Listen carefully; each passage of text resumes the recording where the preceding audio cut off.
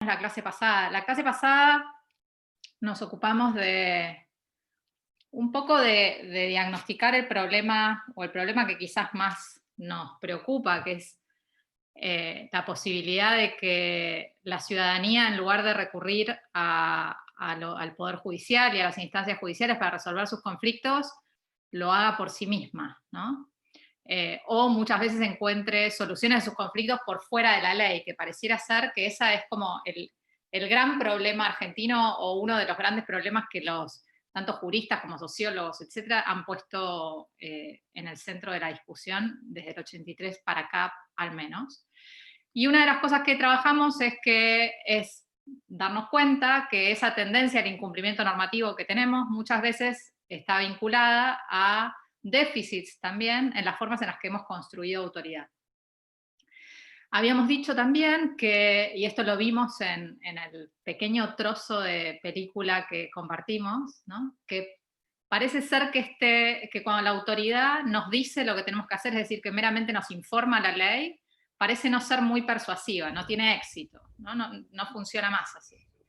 Y parecería que también y acá sumo yo una variable, ¿no? Cuando aparece esta noción de que si la ley no se condice con las normas constitucionales o no refleja de la mejor manera esos valores constitucionales, y los jueces y juezas tienden a tomar decisiones bajo su criterio subjetivo, que a eso le llamamos como una forma del realismo muy extremo, ¿no? Muy latinoamericano, pareciera que ahí tampoco somos exitosos. Y en los dos casos parece que la ley se presenta como algo que alguien dice, ¿no? Y otros deben obedecer, ¿no? Y parece que lo importante es quién dice. ¿Qué fue lo que cambió en esa práctica? Bueno, una de las cosas que cambió fue el principio de autoridad, ¿no? Antes la autoridad efectivamente era vertical, ¿no? Cuando teníamos, bueno, las monarquías absolutas tenían un esquema de autoridad vertical, y algún resabio de eso todavía, ¿no? Los cambios colectivos son muy, muy lentos. Entonces, ese es el principio básicamente que cambió, y el principio de autonomía hoy ya no está en un mandatario, mandataria, o en un rey, o en cabeza de determinadas personas, sino que lo que busca hacer una democracia constitucional es institucionalizar un diálogo colectivo, ¿no? La soberanía es popular, y lo que nosotros tenemos ahora son instituciones a través de las cuales nos comunicamos, hablamos y llegamos a acuerdos. Algunos acuerdos los alcanzamos de manera muy general en las legislaturas o en el Congreso, y cuando algunas personas tienen algún conflicto, lo que esperamos es que vayan a ver a los jueces y a las juezas de la nación para que los guíen en esa resolución de ese conflicto a partir de la aplicación de esos textos normativos.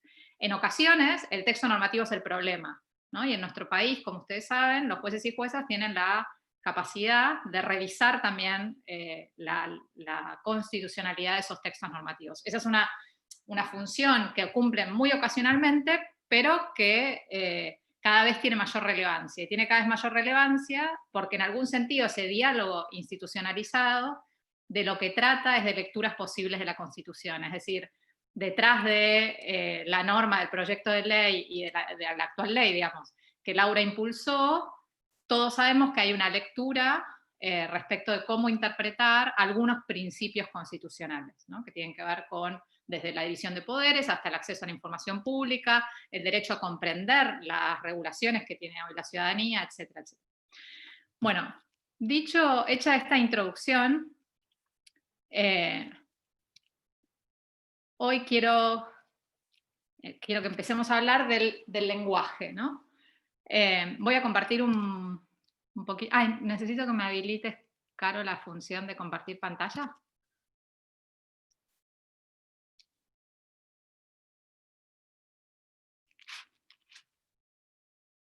¿Ya está?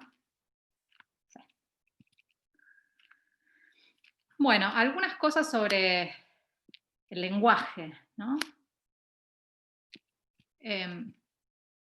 Acá una cita de Alicia, a través del espejo, que dice lo siguiente. Alicia dice, pero gloria no significa una bonita argumentación definitiva, objetó Alicia.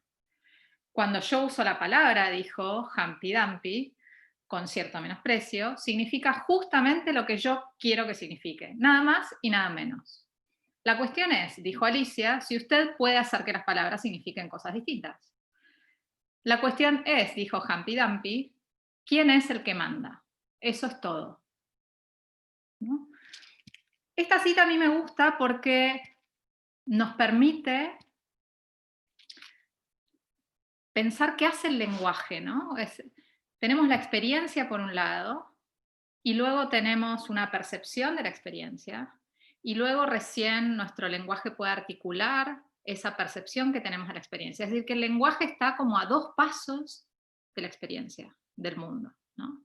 Esto genera un montón de confusiones y puede generar muchas trabas en la comunicación, ¿no?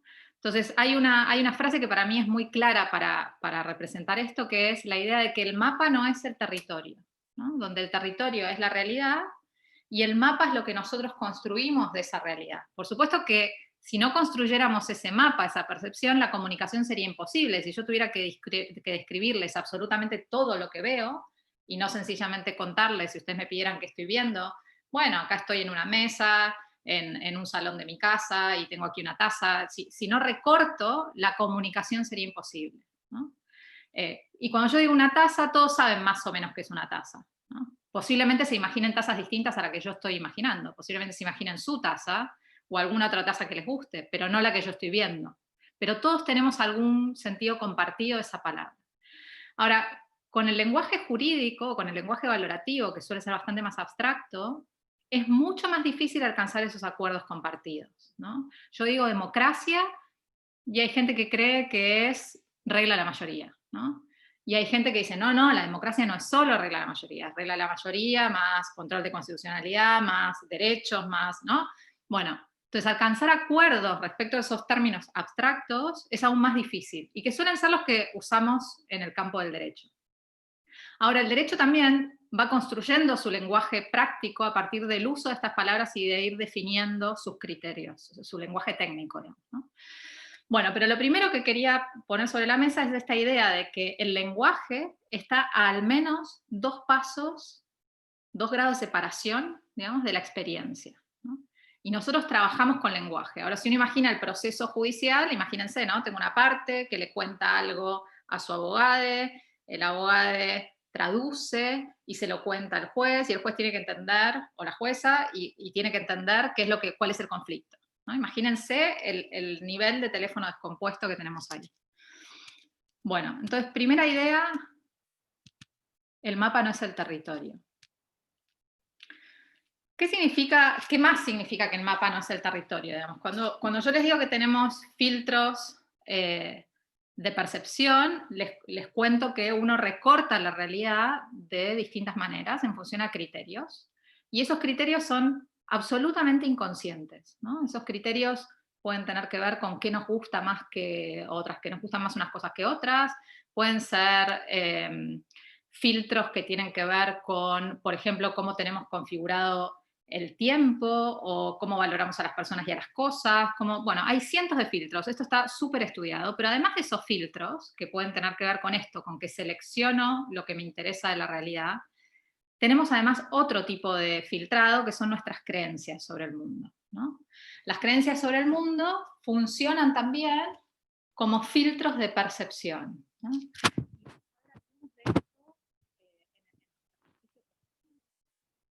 Cada vez que operan estos filtros, lo que me va sucediendo es que me voy alejando de la realidad, ¿sí? Me voy alejando de la realidad, la comunicación se va alejando de la realidad. Entonces, cuando nos expresamos, lo que tenemos que empezar a reconocer es que tanto las personas como las partes, como nosotros, etcétera, transmitimos una percepción de esa realidad que en general es subjetiva. Entonces, ¿cómo hacemos para salvar estos problemas? Bueno, la gran apuesta de la modernidad es el diálogo intersubjetivo. ¿Qué quiere decir esto? Que si yo estoy percibiendo una parte de la realidad y ustedes me dicen, no, no, pero mirá que acá vos no estás viendo todo esto, bueno, pues eso enriquece la percepción que ahora tenemos colectivamente de la realidad. Y lo mismo hacemos con los términos valorativos, ¿no? Entonces, de algún modo, la gran apuesta moderna es apostar a la comunicación como una retroalimentación de información, tanto respecto de la realidad como respecto de aquello que consideramos valioso. Ahora les voy a compartir, como la otra vez, otro video. ¿Saben quién es Pedro Mairal? es un escritor que durante un tiempo se dedicó a enseñarle a abogados y abogadas a escribir. Entonces, como les dije también la otra vez, a mí siempre me parecen muy enriquecedoras las miradas que otras profesiones u otras disciplinas tienen sobre el ejercicio de la abogacía, ¿no? Porque me parece que suma a completar nuestro mapa de percepción, ¿no? Uno tiene muchas inercias en el ejercicio profesional y en general creemos que hacemos bien las cosas porque tenemos como un sesgo de confirmación, y cuando alguien nos muestra algo distinto, que es este desafío de transformar el propio mapa, suele ser muy nutritivo, y cuando nos lo muestran con un punto de vista diferente al que uno tiene, yo creo que es aún más enriquecedor. Entonces les muestro, es una partecita de una exposición de él, y lo que les pido es que anoten las partes que les llamen la atención. Es decir, vamos a usar este pequeño video como una especie de indicador de síntomas, ¿no? Y también nos va a dar algunos consejos.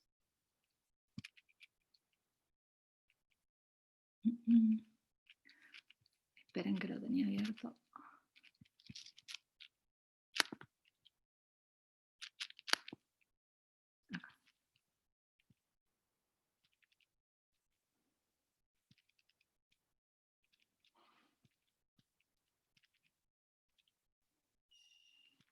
Y la uruguaya.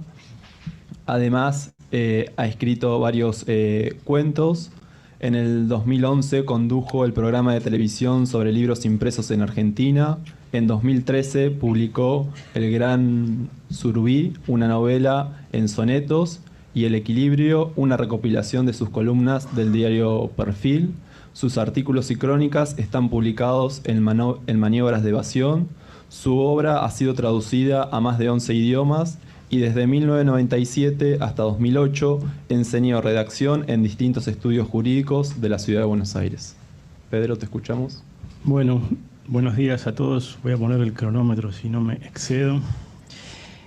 Muchísimas gracias por esta invitación.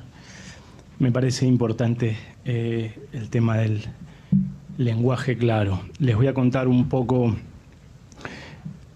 lo que yo hice, la experiencia esta de 11 años, desde 1997. Yo estaba dando un taller literario en la facultad y del estudio Marvalo, Farrell y Mayral me querían mandar, creo que 3 o 4 abogados junior al taller literario porque decían que escribían mal.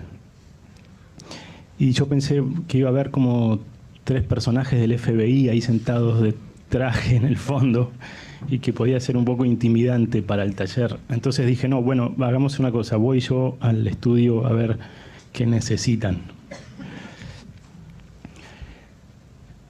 El problema era que, claro, un estudio grande empieza a contratar a abogados recién recibidos, y los abogados lo que les suele pasar es que no escriben durante la carrera porque los profesores no tienen tiempo de leerlos, entonces no les piden que escriban mucho.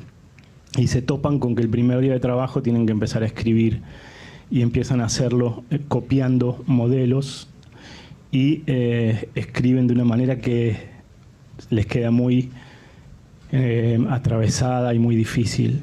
Entonces, bueno, esa era la preocupación. Me querían mandar abogados. Yo voy al estudio y empecé entonces a trabajar individualmente primero. Les pedía textos a los abogados, textos que ya habían funcionado de alguna manera, textos que ya ellos habían escrito, cada uno. Y empecé a trabajar individualmente y de a poco empecé a ver que había algunos errores en la comunicación escrita habituales o vicios de la redacción jurídica. Claro, las clases individuales no alcanzaban porque es un estudio muy grande, entonces querían más flujo de personas. Y entonces empecé de a poco a hacer un curso grupal. La dinámica era esta. Al mediodía venían y yo les daba un poco de teoría y les daba algunos ejercicios y había sándwiches, entonces en general venían por los sándwiches.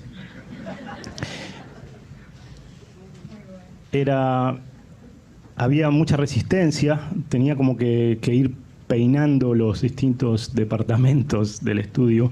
A veces llamaba a los abogados y les explicaba de qué se trataba y alguno me dijo una vez, bueno, ¿cómo puedo hacer para zafar de eso?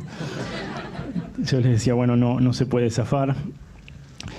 Encontraba mucha resistencia a veces y eso fue bastante desgastante, pero fue algo con lo que tuve que pelear. Y bueno, era interesante ver cómo por momentos me decían, mirá, hice lo que me dijiste vos, escribí de una manera más directa y ahora mi jefe me dice que suene más jurídico. Entonces yo le decía, bueno, lo importante es primero mantener tu puesto de trabajo. Y después, ahora vos sabés hacerlo de las dos maneras. Sabés escribir de una manera muy jurídica, por default, y además ahora sabés redactar de una manera más clara. Entonces, que el lenguaje sea algo, que sea una herramienta que vos usás y no que de alguna manera te usas vos. Que sea algo que vos podés adecuar según con quién te estás comunicando. Bueno, cuando se me empezó a ir de las manos, porque ya había muchísima gente que quería hacer el curso y que me pedían que les diera el curso, la llamé a Mariana Bossetti, que me empezó a dar una mano y a ordenar un poco más las cosas. Yo con mi cerebro creativo me cuesta un poco organizarme, entonces Mariana Bossetti de la carrera de letras vino con más estructura para poder ordenar el curso. Bueno, me gustaría, bueno, y les cuento un poco más. Después nosotros abrimos como una especie de departamento de lenguaje claro en el estudio y después empezamos a dar el curso en otros estudios jurídicos y después se abrió un departamento de plain English, o sea, en inglés, ¿no? También empezamos a trabajar con textos que estaban por salir, no solo textos que ya habían funcionado y enseñando a los abogados, sino a los textos que iban a funcionar dentro del estudio, dentro de la comunicación del estudio, textos institucionales, ¿no? Les voy a hacer muy rápido, no se preocupen, como un repaso de qué veíamos en el curso, pero yo lo fui armando con cosas de plain English. Antes no existía mucha literatura sobre el lenguaje claro. Esto estoy hablando del 97. No había mucho volcado al derecho sobre eso. Algunos libros de redacción clara, pero no encontré mucho y usé bastante textos de plain English. Ese movimiento, ¿no?, que empezó en los 70s en Estados Unidos sobre todo. Por ejemplo, el gobierno de Carter en el 78 dijo: todas las regulaciones más importantes deben ser redactadas en un inglés llano y comprensible para todos los que las tengan que cumplir, ¿no? Entonces empecé a trabajar en ese sentido y a ver por qué les resultaba tan difícil escribir fácil, ¿no? Y las primeras cosas eran simples, escribir con frases cortas.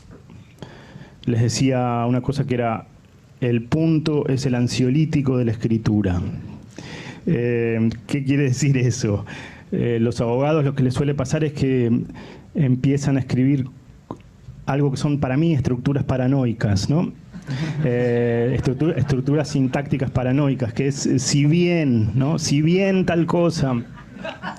Entonces eso ya lleva media página y a la media página empiezan a decir lo que quieren decir, pero ya abrieron el paraguas antes, pero como no quieren ser tergiversados o sacados de contexto, hacen todo en una sola oración que se va estirando y estirando y estirando, y al final de la página quizá hay un punto que es como un remache para que no explote todo eso, ¿no? Entonces eso era bastante importante y era un ejercicio de darles largos parrafadas y que las dividan en oraciones, ¿no? Tratar de usar menos palabras, evitar el mismo. Eso también es bastante paranoico, poner el uso del mismo.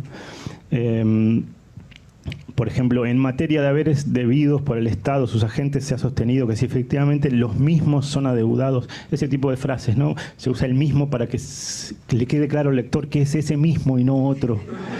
Entonces ahí está esa especie de paranoia o de manera de evitar la tergiversación. También dicho, ¿no? Dicho, durante dicho periodo la actora ni siquiera solicitó vista de dichas actuaciones, ¿no? Entonces les decía, bueno, actor, acción y objeto. Ordenen la oración con actor, acción, objeto. Les mostraba a veces cómo la voz pasiva hace que todo se vuelva más complicado, ¿no? ¿Qué más les daba?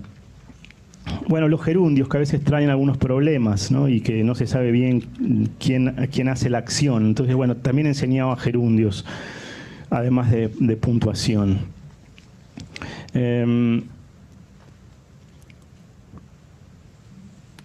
Este tipo de oraciones, en caso de dictarse nuevas regulaciones por las autoridades públicas competentes que de cualquier manera afectaren la ecuación económica, ¿no?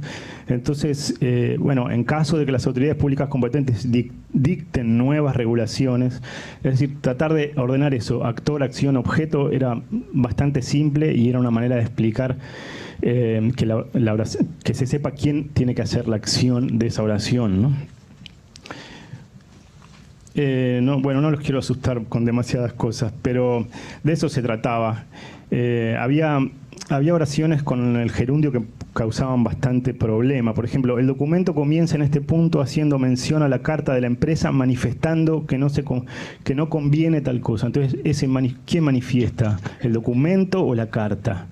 Entonces, ese tipo de gerundios causaban muchos problemas. Trataba de enseñarles que pongan la carta de la empresa que manifiesta tal cosa. Y después los conectores lógicos innecesarios, ese es un poco el título que le puse a mi charla de hoy, que es un conector que a mí me gustaba mucho, que era a mayor abundamiento. Tratar de evitar toda esa sobreabundancia Lolita, ¿me de preparaste frases. mate? ¿Les puedo pedir que apaguen el ¿Estás micrófono? esperando? No sé qué dice.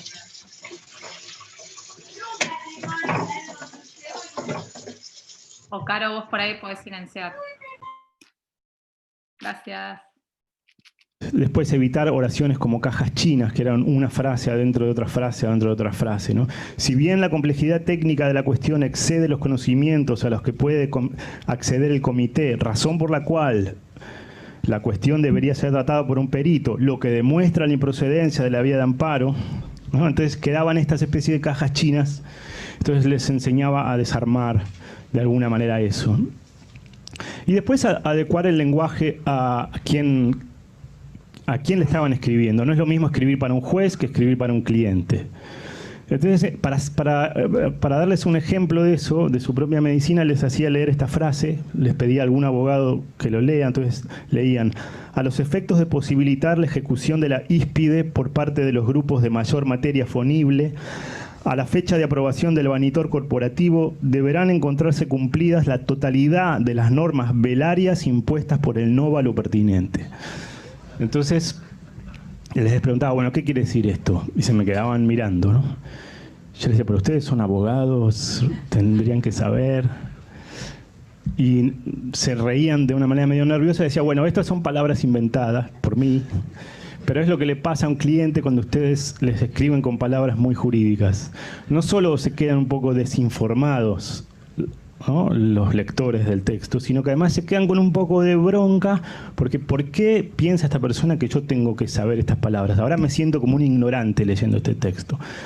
Entonces, el ejercicio consistía en tratar de traducir textos de una manera, textos que suenan muy jurídicos, a una manera que los que sean menos. Por ejemplo, un texto como la cláusula restrictiva de la transmisibilidad de acciones nominativas solo tendrá efecto erga omnes cuando conste en el estatuto social y esté inscripta en el título valor.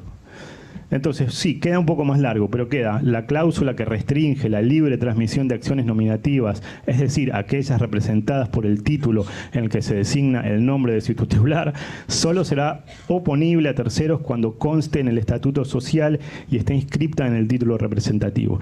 Eso era una manera, es una traducción en realidad, pero es pensar en el lector. ¿Quién va a leer eso? Bueno, esto provocaba mucha resistencia y es una distinta manera de pensar casi, porque uno escribe a veces por envión de una forma.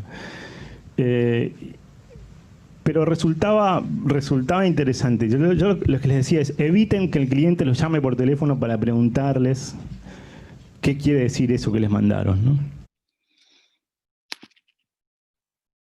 Bueno, yo ahí fui anotando algunas cosas que son más de consejo, pero ¿qué reflexiones, cosas que les hayan llamado la atención?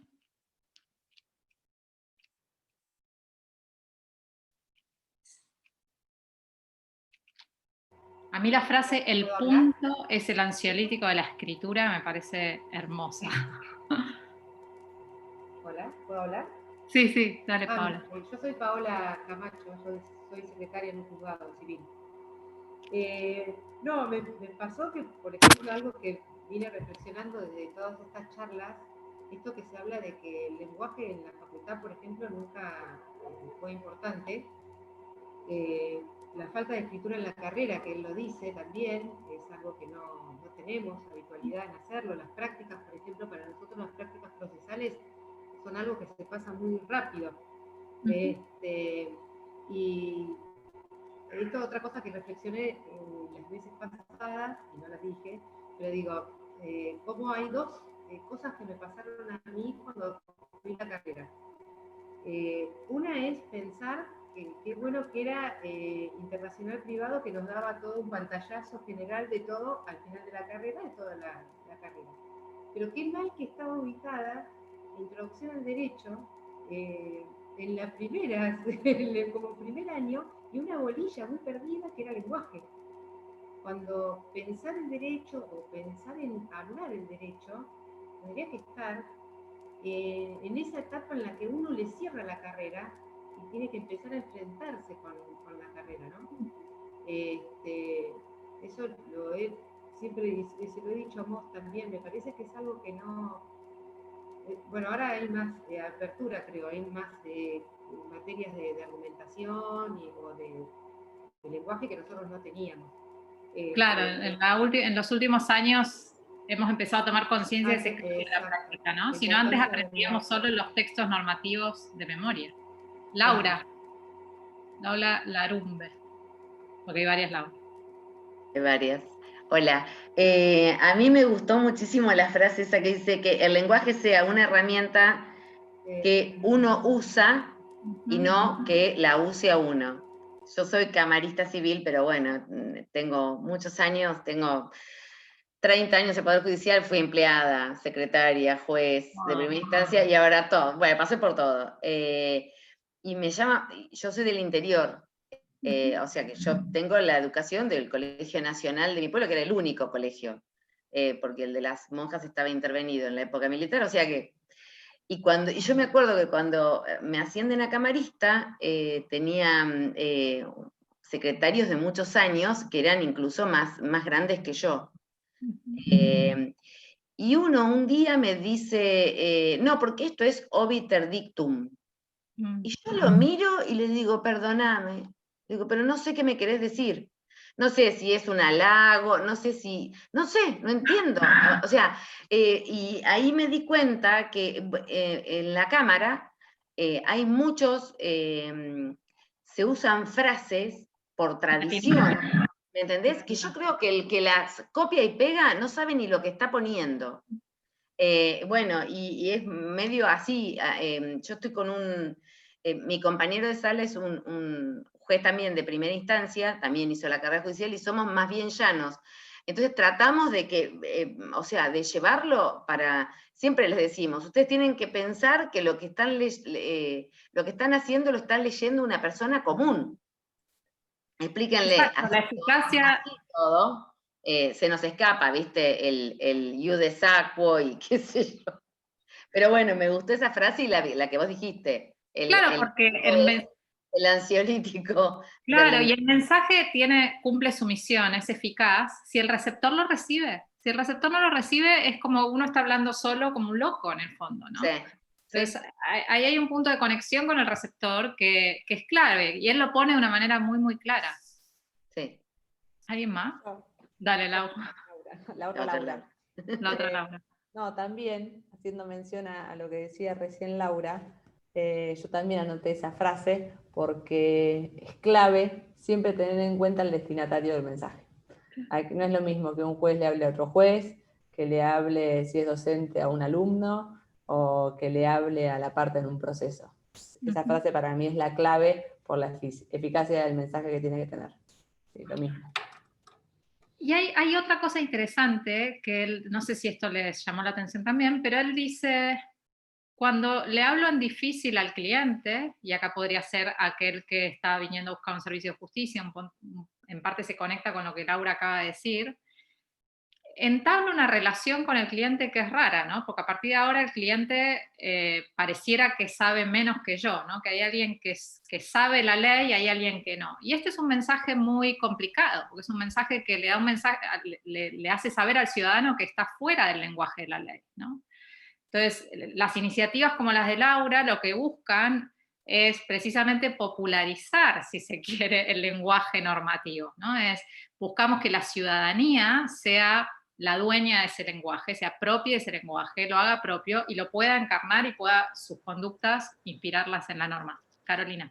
A mí me hace pensar también en cuando los médicos te explican de qué se trata una situación diagnóstica, ¿no? A mí me ha pasado hace muchos años, porque es algo que un poco está cambiando a todo nivel. Creo que históricamente ha sido valorado eso de hablar en difícil y que los lenguajes técnicos sean difíciles, como para plantear lo que vos decís, Celeste, de una asimetría, ¿no? Entre quien habla y quien recibe, ¿no?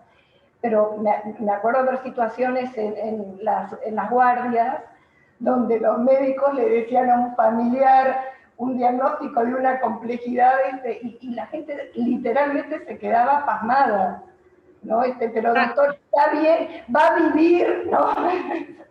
Ahí hay una distinción interesante que introducís, porque lo que nos mostraba Laura Larumbe era que a veces utilizamos latinazgos o palabras que en realidad no son lenguaje técnico, que sencillamente las usamos porque, bueno,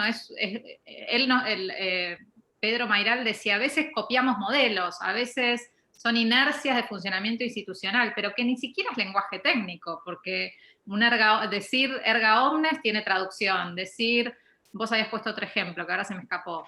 Sí, el iudex aquo. En vez de decir el sentenciante de la primera instancia o el juez de la primera instancia. O sea, es más fácil.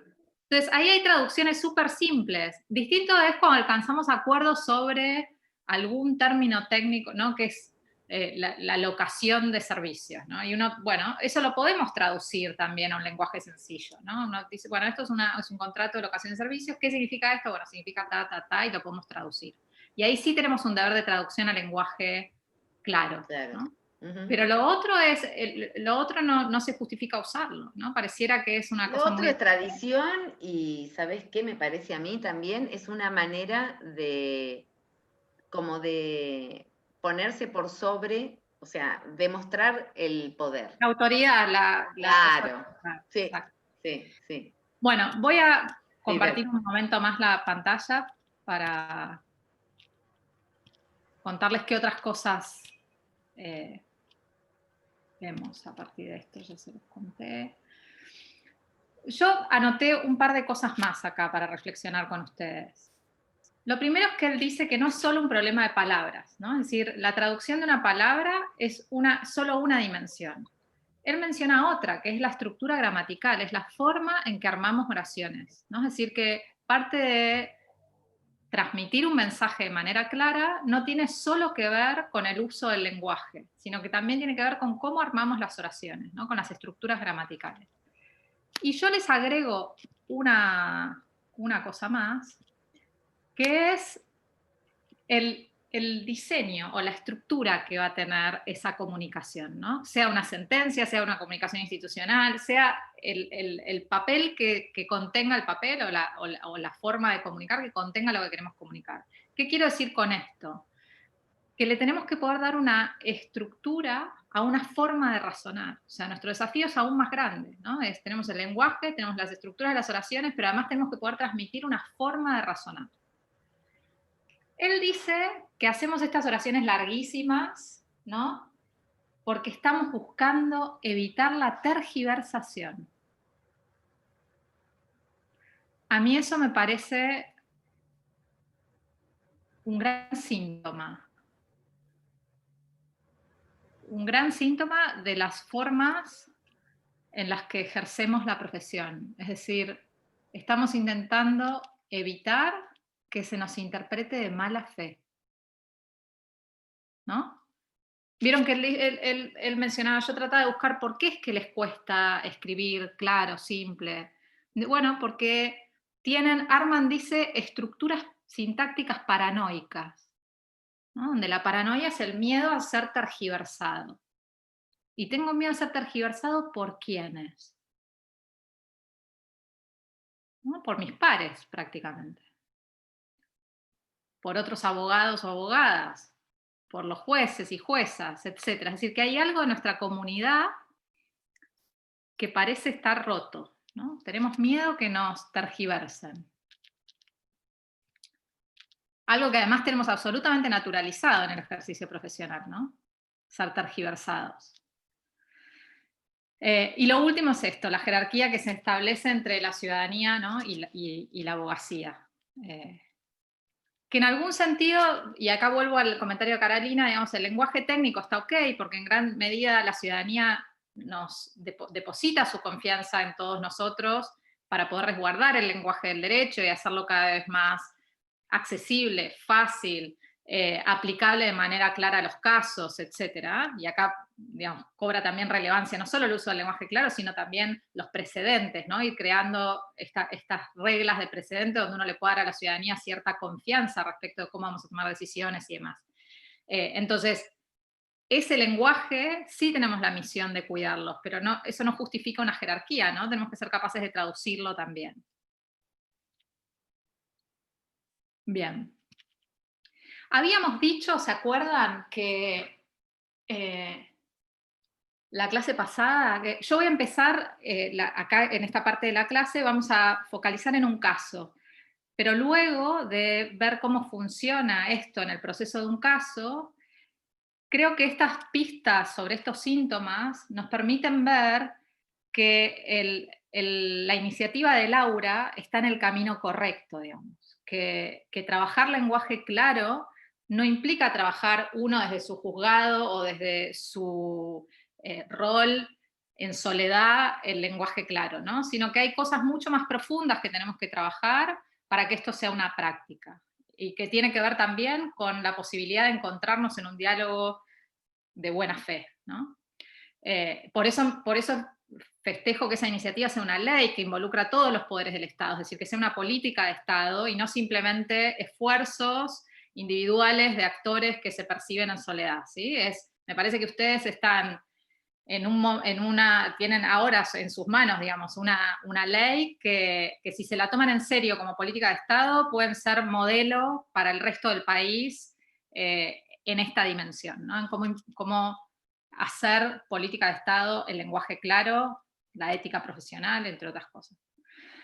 Decíamos que en el marco de un proceso, ahora vamos al proceso, ¿no? En el marco de un proceso, las personas, digamos, hay evidencia empírica que muestra que las personas tienen mayores razones o tienen mayor tendencia a cumplir con esa sentencia, hacerla propia, digamos, aun cuando pierdan en esa contienda, si perciben al proceso como un proceso justo de toma de decisiones. Y eso significa que sean considerados y escuchados, ¿no? Neutralmente, que alguien los escuche. Luego, que reciban un trato, dice, interpersonal justo. ¿Esto qué quiere decir? Que se los trate con respeto, ¿no? Y luego, si pueden tener confianza en que las autoridades van a actuar de buena fe, ¿no? yo creo que tenemos mucho por hacer en los 3 niveles, ¿sí? Y ahora les voy a contar algunas cosas también de mi experiencia. Bueno, ¿qué significa tener un proceso justo de toma de decisiones, ¿no? A lo largo, primero implica tener yo creo, una nueva mirada del proceso, ¿no? Porque, digamos, el proceso tiene ahora que involucrar ciertas voces y tomárselas muy en serio, ¿no? Pero además de eso, ¿se acuerdan que la clase pasada veíamos que parte de lo que determina la forma en que la gente percibe la justicia sobre el proceso, tiene también que ver con tener claros cuáles son esas instancias en las que las personas van a ser escuchadas, consideradas y demás, pero además eso debe verse reflejada en las distintas decisiones que se van tomando a lo largo del proceso. Yo acá, muy a brocha gorda, les puse 3 cosas en las que la gente tiene que comprender qué es lo que está pasando, ¿no? Una es aquella referida a los hechos y las pruebas, que ahí tenemos déficits graves, ¿no? Otra es la referida a cuál va a ser el derecho aplicable a esa situación fáctica definida, ¿no? Ese conflicto definido. ¿Y por qué? ¿Por qué esa y no otra? Etcétera, ¿no? Y luego la justificación de la decisión, es decir, justificar cuál es el razonamiento que hacemos para llegar a una decisión determinada. Yo suelo leer en mis clases, quizás algunos no estuvieron en la clase pasada y demás, durante muchos años yo trabajé como directora en un proyecto que se llama Proyecto Inocencia, ¿no? Y a mí una de las cosas que me costaba mucho explicarle a las personas que pasaban por el proceso penal era cómo los jueces y las juezas habían llegado a determinar que determinado hecho había sucedido en el pasado, ¿no? Porque en muchas ocasiones la prueba por excelencia es el testimonio, ¿no? Entonces, ¿cómo uno le explica a alguien que fue preso que el testimonio de X persona vale más que el de esa persona que ha sido imputada, ¿no? Es decir, vale más que la voz del imputado. Y acá hay, digamos, lo que yo veía en los expedientes es que este patrón además se repetía, ¿no? Se repetía que el sistema penal en general prefiere creerle a los fiscales y a la policía antes que creerle a un imputado o imputada, ¿no? Y esto es muy difícil, volviendo a Mayral, es cómo le explico a ese usuario o usuaria del sistema judicial que se tomó esta decisión. O sea, tenemos que explicar cómo es que se determinó un hecho y no otro. Y podría, digamos, leerle párrafos de cosas que están escritas que son increíbles, digamos, y que firmamos, ¿no? Entonces, una primera dimensión es esa, ¿cómo le vamos a explicar que los hechos del caso son determinados hechos y no otros, ¿no? Esa es una decisión que tenemos que poder explicar.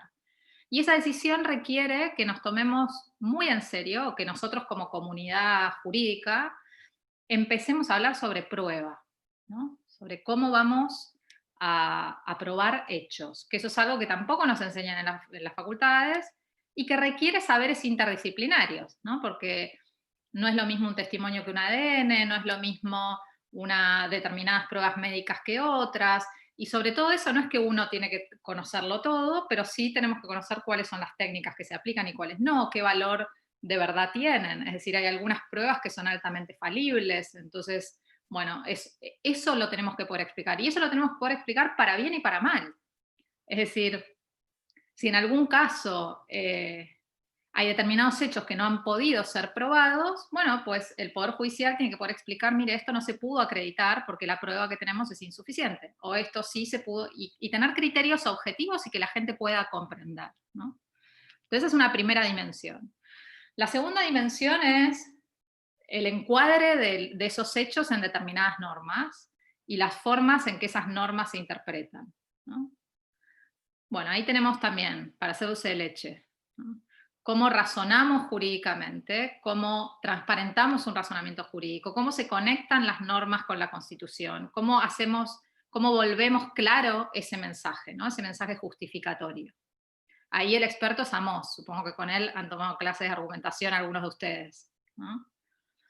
Pero Pero bueno, esa es otra dimensión que debiéramos poder explicarle a las personas. ¿Cómo es que estamos interpretando el derecho y por qué esa es la interpretación del derecho que hoy es válida, ¿no? Ahora, si las personas se van del Poder Judicial diciendo si me hubiese tocado el juez de al lado, mi destino hubiese sido otro, tenemos un problema, ¿no?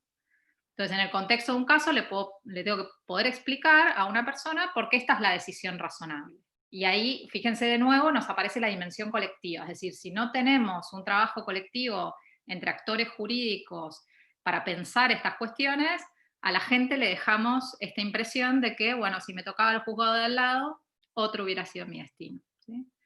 Y finalmente la decisión, ¿no? La decisión tiene que ser una consecuencia razonada de todo eso. Ahora, acá fíjense que sale la estructura, lo que yo les decía, la estructura del razonamiento, ¿no? Hacer que la gente entienda o comprenda que es el objetivo de la ley, es el objetivo de la iniciativa de Laura, implica no solo borrar las palabras en latín y traducir las palabras a un lenguaje fácil. Esa es una dimensión, pero lograr que se comprenda la decisión que estamos tomando implica también transparentar una forma de razonar, porque eso es lo que permite luego el doble control, etcétera, ¿no? Y mejorar, por supuesto, nuestra práctica argumentativa y demás. Vuelvo a mi PowerPoint. Fíjense también que acá hay una concepción del proceso, que esto también tenemos que ponerlo sobre la mesa en algún momento y discutirlo entre nosotros, ¿no? El proceso no es un proceso donde los jueces y las juezas tienen el poder de decidir sobre la vida de algunas personas. El proceso en una democracia constitucional tenemos que reconfigurarlo, ¿no? Hay hay varios teóricos en la Argentina que lo han pensado. A mí me gusta, digamos, siempre abrazo la teoría de Carlos Nino porque me parece muy iluminadora, digamos, si uno tuviera que pensar los procesos a la luz de la teoría democrática de Carlos Nino, probablemente él diría, mire, el proceso tiene un valor epistémico, nos permite conocer los hechos y nos permite conocer la mejor manera de entender el derecho. Y eso es todo lo que tenemos. Entonces tenemos que empezar a discutir entre nosotros cuál es la mejor manera de conocer los hechos, cuál es la mejor manera de entender el derecho, y en el marco de un proceso judicial tenemos la suerte además de poder hacerlo muy cercanamente y enmarcado en un conflicto, ¿no? No regulamos de manera general, sino que pensamos casos particulares. Entonces como una especie de laboratorio de cómo aplicar y entender el derecho. El segundo punto se refería al trato interpersonal, ¿no? En el contexto de un proceso. Yo les contaba esto de que, al menos en el derecho penal, suele suceder que está este sesgo de que suelen creerle más al fiscal que a los imputados o imputadas. Cuando empecé a trabajar estos casos, yo me acordé que en mis clases de penal tenía unos profesores que me decían que el imputado tenía derecho a mentir. Entonces yo me acordé de esta frase, que sostenían además con mucho ahínco, que los imputados tenían derecho a mentir, y me puse a investigar. Y la verdad es que la Constitución no dice eso. La Constitución dice otra cosa. La Constitución dice que tengo derecho a no declarar contra mí mismo, eventualmente, pero no tengo derecho a engañar al sistema, ¿no? Ahora, claro, esa frase sí se explica en nuestra tradición anterior, ¿no? Es decir, si la autoridad es ilegítima y lo que me está persiguiendo es un Estado que es delincuente, entonces quizás tengo como una especie de derecho de resistencia. Chau, Laura. Nos vemos la próxima. Como una especie de derecho de resistencia. Quería interrumpir, discúlpame. Chau, chau. Adiós. Tengo quizás derecho a mentir, ¿no? Pero en el contexto de una democracia constitucional, donde todos los actores actuamos de buena fe, donde lo que estamos buscando es conocer qué sucedió, si los fiscales y fiscalas de la nación y las policías actúan bien y lo que están haciendo es producir prueba y los jueces y juezas solo me van a condenar si hay prueba de cargo, no hay razones para la mentira, ¿no? Y fíjense además que en la práctica más colectiva lo que sucede es que lo que se evalúa es la voz del imputado. Porque todos los jueces y juezas han generado su filtro perceptivo, su creencia de que los imputados mienten, ¿no? Entonces, ahí hay, por ejemplo, uno de los sesgos que tenemos que empezar a revisar. y que afectan o impactan directamente en la forma en que el sistema considera a las personas que pasan a través de un proceso determinado. Yo no sé si en civil esto es parecido o no, pero en penal es muy palpable. Yo también aclaro que he trabajado en los casos feos del sistema, no, por supuesto que el sistema no funciona todo mal, sino que yo he visto los casos donde hay una persona que dice que es inocente y lo que hacíamos era iniciar una investigación al respecto, y en esos casos sí se veía consistencia, digamos que las declaraciones de estas personas eran consistentes a lo largo de todo el proceso y nunca nadie las escuchó, ¿no? Ahora, iniciaba una investigación, resultaba ser que la evidencia podía también valorarse a la luz de esa hipótesis, o incluso en muchos casos hemos producido evidencia adicional que acreditaba la hipótesis de la inocencia. Entonces ahí aparece un pequeño sesgo en el marco de este tipo de procesos que estaría bien revisar. Entonces, de algún modo lo que nos está demandando el lenguaje claro y esta necesidad de dar explicaciones a la ciudadanía respecto a las decisiones que tomamos y de considerar a las partes en el proceso como personas a las que les debemos consideración, escucha, pero sobre todo consideración, ¿no? Porque la escucha sola, un poco como a bombita, yo te puedo escuchar y después te vuelvo a informar la norma, ¿no? Acá la lógica de la consideración es, escucho tu versión y me la tomo en serio, 5 minutos, ¿no? Me la tomo en serio 5 minutos.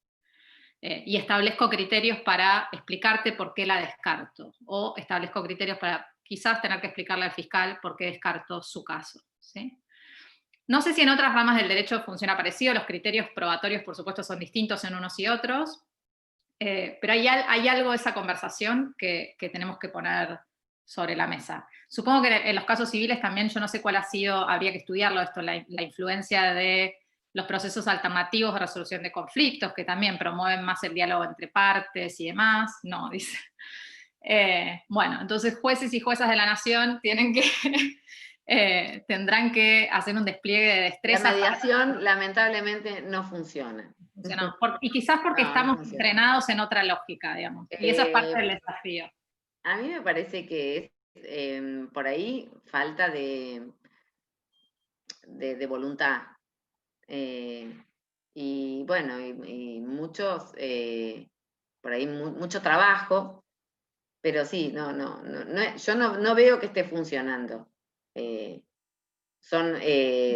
Digamos, es una traba más para que el ciudadano acceda a la justicia. Claro, es percibido como una traba, no como yo lo veo así, sí. Por lo menos en materia civil, ¿no? Por ahí en familia funciona un poco mejor, pero no. Porque tendría que ser de otra manera. O por ahí mismo hacerla judicial a la mediación, como una instancia judicial previa al traslado de demanda. Habría que darle otra vuelta de rosca. La verdad que no sé si... no funciona. Creo que los jueces de primera instancia que están en la oralidad sí tienen un poco más de llegada a las partes desde un principio. Pero bueno, la mediación es como que no funciona, por lo menos es lo que vemos nosotros. Claro, porque todo el cambio de paradigma es poner al conflicto en el centro, ¿no? Y si uno tiene un buen sistema de mediación previo, en general ese trabajo ya está hecho. Exactamente. Para el trabajo, claro. En la instancia. Y solo cuando las partes no pueden llegar a una decisión entre ellas, delegar esa decisión en un tercero o tercera que son los jueces, ¿no? Pero la tragedia de la falla en estos métodos alternativos de resolución de conflicto es que las partes ceden a un otro la toma de decisión, ¿no? Que no han podido y no han podido alcanzar un acuerdo entre ellos, que eso sería lo máximo. Y además, por supuesto, descomprimiría mucho de los, digamos, del caudal de casos que tiene el Poder Judicial, ¿no? Sí, ni hablar. Otro problema que tenemos son las compañías de seguro que juegan con los tiempos del Poder Judicial, que son muy estirados y ellos juegan con ese tiempo también. Entonces no les sirve la mediación y a veces los 6 meses de la mediación tampoco ayudan, que una mediación dure 6 meses. No, dure 15 días, si iniciaste la demanda no la iniciaste. Exacto. Hay una diferencia. Y una cosa, Jimena, te agrego ahí que ayuda, en los países donde funciona la mediación y estos métodos alternativos, suelen tener buenas reglas de precedente, es decir, suele ser clara cuál va a ser la decisión que va a tomar la justicia. Entonces el acuerdo suele marcarse de un modo en el que, mira, sabemos quién gana si vamos a la justicia, entonces te conviene negociar y arreglar antes, quizás. Pero si no es claro qué es lo que puede llegar a suceder en juicio, entonces, claro, todos dicen, bueno, voy a un juicio total. Volvemos a lo mismo. Este juez dice una cosa, el otro dice otra, y volvemos a tirar un poco más a la suerte lo que puede pasar. Por eso es clave ahí empezar a trabajar formas de hacer de los precedentes una práctica, ¿no? De los precedentes que nos gustan, sobre todo. Si hay algunos precedentes que son robustos en su aceptación, en su legitimidad, digamos, eso, promoverlos, usarlos, citarlos y demás, refuerza la legitimidad de los tribunales, ¿no? Que ya no parecen tan arbitrarios, sino que parecen tener criterios. Bueno, acá yo les decía esto también, ¿no? Que los tiempos y la extensión, que como bien decía Jimena, es un tema. En el trato interpersonal también están incluidos las veces que una persona tiene que ir a una oficina judicial, las condiciones de la sala de espera, la posibilidad de acceder a un baño o no, que el aire acondicionado también esté disponible para ellos. Si hay horarios de atención y si hay turnos, ¿no? ¿Por qué un ciudadano debiera invertir, no sé, 2 horas de su vida esperando que alguien se digne a atenderlos, ¿no? Entonces, poner el foco, poner la perspectiva en el usuario implica darle una experiencia que el usuario valore, ¿no? No que se vaya de ahí pensando que todo es un horror y que no quiere volver a esa oficina, sino más bien que perciba que hay un trato digno y educado y que alguien va a resolver su caso en tiempo y forma.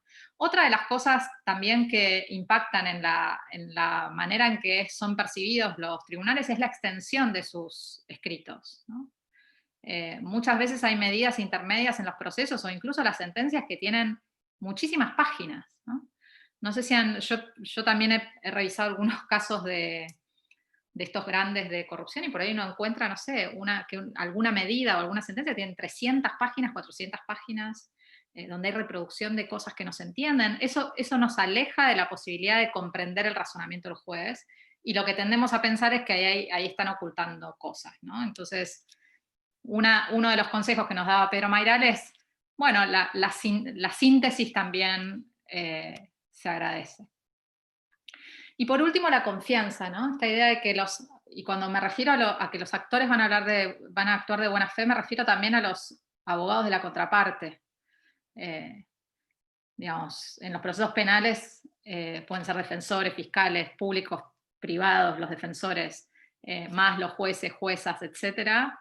En los demás casos, digamos, abogados de ambas partes, además de la instancia judicial. Y ahí yo creo que los jueces y juezas, se los contaba la otra vez, tienen un rol fundamental para empezar a poner sobre la mesa. Ay, los quiero leer al mismo tiempo. Algunas sentencias son tratados totalmente. Los requerimientos de elevación de delitos complejos son de muchísimas páginas, totalmente. Y a veces son cosas que se pueden decir con cierta brevedad, que no requieren tantas páginas, ¿no? Y son confusos y demás.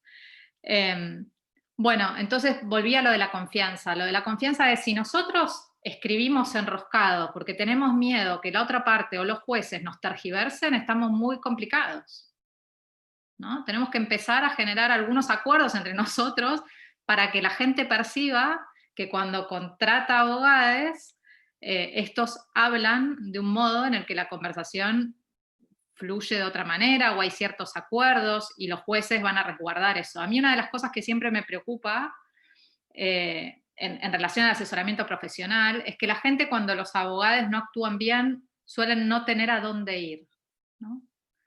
Y los jueces y juezas debieran ser una garantía también a ese no tener a dónde ir, ¿no? ¿Qué pasa si mi abogado funciona mal? ¿Quién me cuida? ¿No? ¿Los colegios? ¿A quién le pido ayuda? Supuestamente el fiscal, ¿o no? Lo que pasa Cuida es que las garantías. Depende del tipo de caso. ¿Cómo? Andrés. No es una situación sencilla y meterse en la cuestión práctica de los abogados, si el abogado funciona bien o mal. Digamos, los jueces tienen facultades, por lo menos en lo penal. Totalmente. El abogado lo está dejando en estado de indefensión, pero no es algo tan sencillo. No sé si no, claro que no. Pero imaginemos, a lo que me estoy refiriendo es... Uno se da cuenta cuando cometen errores. Claro que sí. Sí, pero de ahí a interponerse en la labor del abogado no es una cuestión sencilla. No. Y la pregunta es cómo abordarla. Yo lo que te puedo decir es lo que me ha pasado, sí, que es cuando no contestan traslados, y se los vuelve a intimar y no contestan traslado, entonces nosotros tenemos la facultad para separarlo y comunicamos al Tribunal de Disciplina del Colegio de Abogados. Pero ante una maestra... Uy, se desconectó. Antonia, estás muteada. Si querés, seguí vos y ahora lo terminamos de escuchar en cuanto se conecte. Vos planteaste un problemita acá. El problema es qué hacemos cuando el abogado no hace su trabajo y el cliente no sabe a quién recurrir. Parecería ser, yo doy ética, ¿no es cierto? Parecería ser que a los jueces les da como temor, y a los empleados del Poder Judicial, porque te puede caer un cliente en mesa de entradas, un simple ciudadano, y te cuenta, ¿y qué le contesta mesa de entradas? No, pues usted tiene que venir con su abogado patrocinante. Pero no me contesta el teléfono mi abogado patrocinante. O por ejemplo, como ocurrió la semana pasada, una amiga mía que trabaja en el Poder Judicial, vino un tipo preguntándole por el expediente. Y entonces la chica le dijo, mirá, que estaba de guardia, dijo, no, su expediente no está acá. Y porque el abogado no me dijo en qué juzgado está. Me dice que tramita acá en San Isidro. A ese pobre tipo que lo tienen ahí boyando entre los tribunales civiles, la mesa de entrada tiene que poner un cartel diciendo, usted tiene derecho, si tiene un conflicto con su abogado, de pasar por la oficina del colegio de abogados existente en el piso tal, las cosas claras de las que hablábamos el otro día. Antonia lo que está sugiriendo es acercar la justicia a la gente. Es decir, si el intermediario falla, que eso la ley también lo dice, ¿no? Como ir a cortar la necesidad de tener intermediarios. Si los intermediarios fallan, esto no quiere decir ensañarse contra un abogado en particular, una abogada en particular, que también puede tener sus razones, ¿no? Pero sí tener la predisposición a decirles, a ver, deme su DNI, su causa está en tal lugar, le voy a informar por quién tramita, qué fue lo último que sucedió, etc.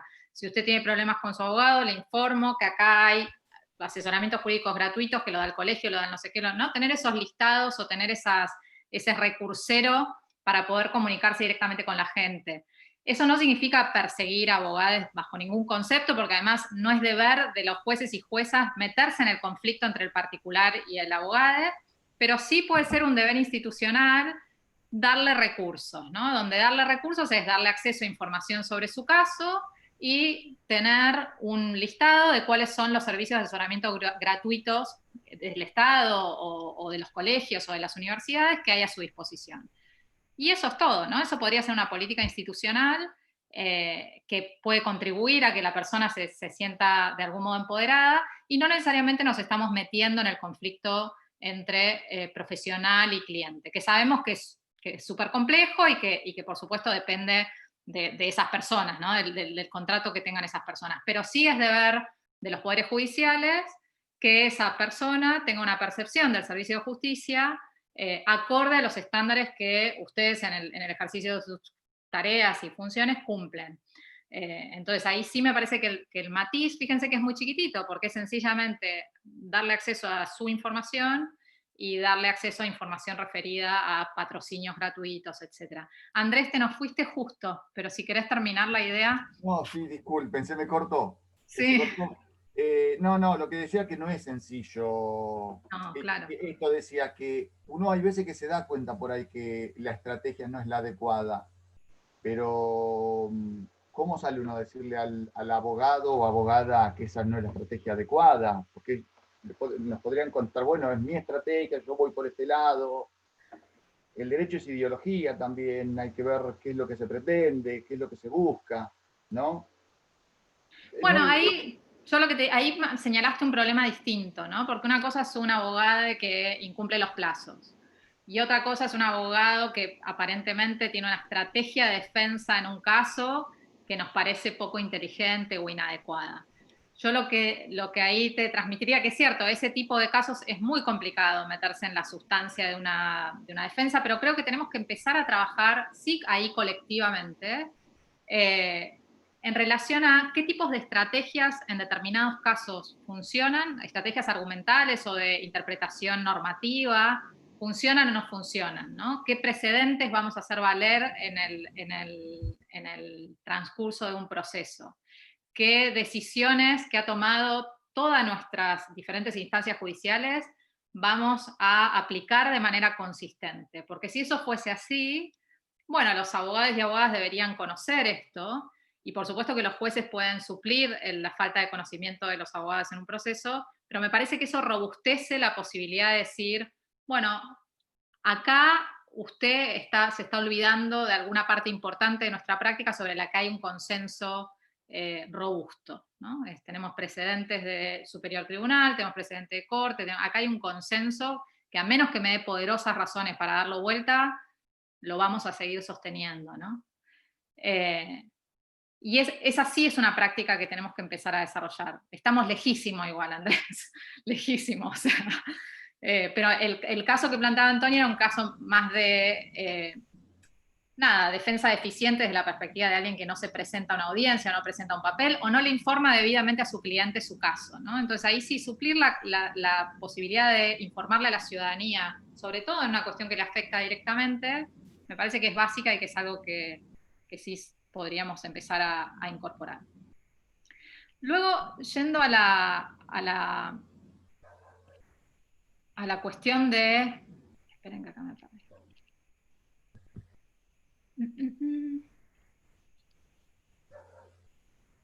Un segundo. Bueno, yendo al punto de la decisión, ¿no? Cuando tomamos una decisión, ¿a quién le habla el derecho? ¿A quién le hablamos? ¿No? ¿Se acuerdan que Pedro decía, mire, la comunicación para ser eficaz tiene que pensar en el receptor, ¿no? ¿Quién va a recibir este mensaje?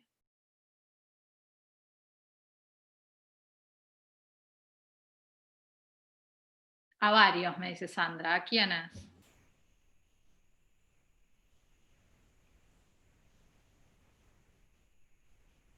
Sandra.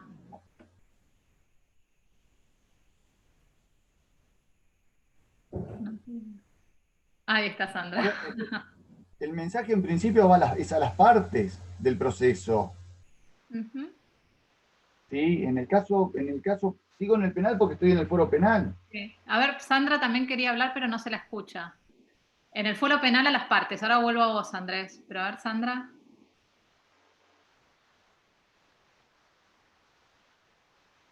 No se escucha. Bueno, si podés escribime. No te escuchamos. Andrés, ¿qué ibas a decir? No, lo que digo es, por lo menos en el foro penal, en principio uno dirige la decisión al imputado, ¿sí? Sobre todo si se lo condena. Si la víctima está presentada como particular damnificado, también se le va a responder y se le va a dar una explicación, la sentencia va a ser dirigida hacia la víctima y obviamente hacia el fiscal. O sea, a todos. Sí, a todos. Tenemos que hablar a todos al mismo tiempo. Y si el hecho tiene trascendencia, a la sociedad. Si el hecho tomó publicidad, a la sociedad toda. Pero ¿y entonces cómo hago cuando decido cómo redactar un párrafo? ¿No? ¿Cómo le doy un enfoque al escrito que estoy teniendo? Si tuviera que recortar y elegir a alguien. No te entiendo la pregunta. Nosotros en el tribunal, por lo menos en el tribunal nuestro, tratamos de utilizar, y creo que lo hacemos, lenguaje claro para que la sentencia la lea todo el mundo. Pero además en el fuero penal en particular, y sobre todo con la puesta en vigencia de lo que es el sistema de jurados, estamos obligados a utilizar lenguaje claro, porque si no un juicio con jurados no se podría llevar adelante. Y nosotros tenemos los que somos jueces y tenemos la dirección de ese proceso, tenemos la obligación de que las partes, los testigos y los peritos hablen con un lenguaje claro. Porque No, claro. el sistema de jurados que tenemos en la provincia de Buenos Aires es un sistema clásico, es un sistema de legos. Entonces, si no se utilizaría un lenguaje claro, no podrían resolver el caso. Correcto. Y si no juicio por jurado, que lo hacemos con jueces técnicos, nosotros en el tribunal nuestro utilizamos lenguaje claro. No utilizamos jamás latinajos, por ejemplo. Estoy en el tribunal 3, ¿sí? De acá de La Plata, con Santiago Paulini y Ernesto Domenech. Y nosotros, pero para nosotros es digamos, es impensado utilizar latinajos. Bueno, eso es una muy buena noticia. Otra cuestión más, porque el curso se ha dado un poco alrededor de lo que es el sistema escriturario, pero el sistema penal ha ido mucho hacia la oralidad. Y la oralidad es donde más se da la oralidad, en realidad, en el sistema penal. Y la oralidad obliga a tener un lenguaje claro. Porque ahora iba precisamente a eso. Uno se dirige a las partes. Tengo otro video. Además, nosotros resolvemos oralmente. Y cuando uno resuelve oralmente, se dirige a las partes. Y uno les pregunta a la parte si entendió, si quedó claro. Y si no, lo volvemos a reiterar si no entendió, no le quedó si algún pasaje de la audiencia no le quedó claro, nosotros se lo volvemos a explicar al imputado o a la víctima. Andrés dio en la clave, porque lo que nos está diciendo es, a los primeros a los que les explico es a los interesados en la decisión, ¿no? ¿En quién va a impactar, en qué vida va a impactar esta decisión? Entonces a ellos les explico la decisión que voy a tomar, ¿no?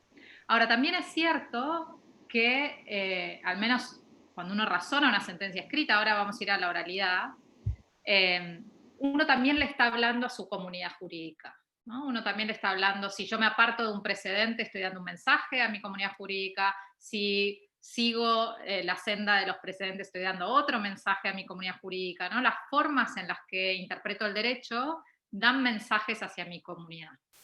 Entonces, las sentencias es cierto que le hablan en una primera instancia a aquellos que son afectados, yo diría en los procesos donde hay más partes, digamos, en el proceso penal en general el afectado va a ser quien o eventualmente tiene que sufrir un castigo, o si no hay que explicar a la víctima por qué esa persona no es la que va a sufrir un castigo, ¿no? Entonces voy a cambiar el interlocutor porque le tengo que explicar sobre todo la parte que ha perdido, que mi sentencia es razonable, ¿no? Que esa persona tiene razones para seguir conviviendo con nosotros y confiando en nosotros. Pero al mismo tiempo tenemos esta dimensión de construcción colectiva en torno al derecho, que es que nuestras decisiones son aplicación de reglas que todos consideramos de algún modo valiosas, y cuando nos vamos a apartar de la aplicación de esas reglas tenemos que dar razones para ello. Esto es, digamos, no es física nuclear, todos ustedes lo practican todo el tiempo, pero es cierto que estoy hablando en dos dimensiones todo el tiempo. Le estoy hablando a la ciudadanía, a los ciudadanos que están involucrados en el proceso, pero también le estoy hablando a mi práctica. Yo quería ir a lo oral. La oralidad tiene, por supuesto, una complejidad adicional, ¿no? Que es la inmediatez, el lenguaje corporal, que no es lo mismo que esconderse atrás de un escrito, donde uno tiene muchas horas para pensar y razonar, y incluso borrar, volver a poner y demás. Y, por supuesto, tiene una gimnasia de conexión con un otro a la que no estamos para nada habituados, ¿no?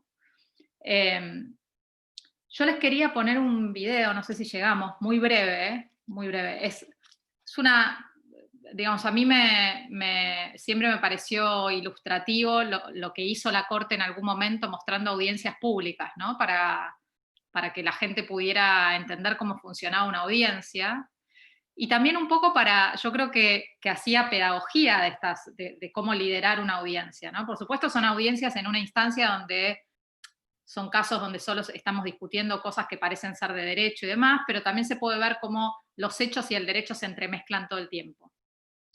Tengo un trocito de una audiencia sobre un caso ante la Corte en materia de libertad de expresión, que es el caso PAMI, no sé si lo conocen,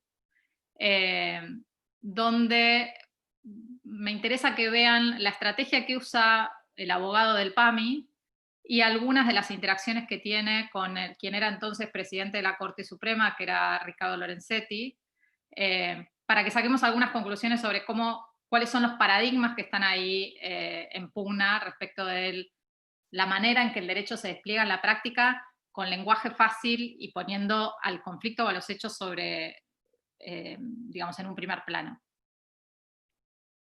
A ver.